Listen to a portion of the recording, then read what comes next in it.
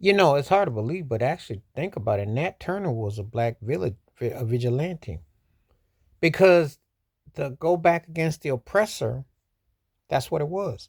Some may want to say Harriet Tubman with the Underground Railroad against, but what Nat Turner did was really a true form of being a black vigilante.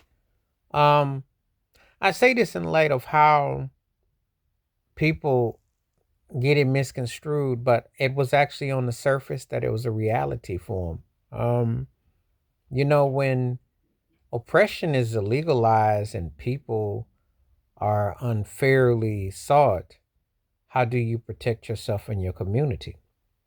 How do you balance the two when you're in a situation of a can't win situation, when you're in a form where you have to find a way to survive, and it's really a reality that uh, sadly there hasn't been a balance, there hasn't been a reflection of acknowledgement. So, what do you do? And so, when you look back and think about it, I used to live in Virginia. I lived in Hampton and I did go to Newport News, had family and friends there. And the fact there is a Nat Turner Street. Now, if you know that Jonestown in Virginia was started opening of slavery, about 1619, Jonestown, and then you think about it and all the history and the colonization and so on and so forth. Well, Nat Turner was a revolutionary who was against being oppressed. And so he is acknowledged in books and movies and so on and so forth. That's black vigilantism right there. And so some people, when people talk about vigilante, they have a tendency to romanticize the things. But what happens when you have an oppressor that sought said situation with people? Are we going to hold the same? Is it still applicable? Are we still going to, you know, hold the same rules and keep it as such, or do we have different rules apply? So, how do you do that? What does that mean? How does that translate? Really. I mean, you want to understand it to make it in its totality, and you're going to try to, you know, put it in perspective.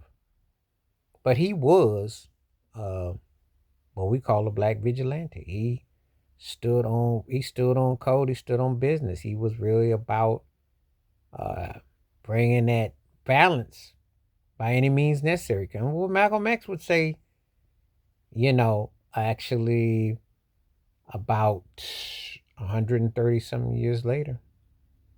Think about it. And then you get up from everything that has transpired and went down, and then you put that in totality, and then you understand what it means, you know. And so some people don't really like to talk about it where it pertains to the history and the not so long ago distant. However, you have to find a way to acknowledge it because it was a not so distant past. It wasn't that long ago. And so, a lot of people romanticize things, but when you bring them to the foyer about what happened, um, it is a reality. It is very much a reality. So, Nat Turner was a vigilante, and he did defend and, and he's been honored.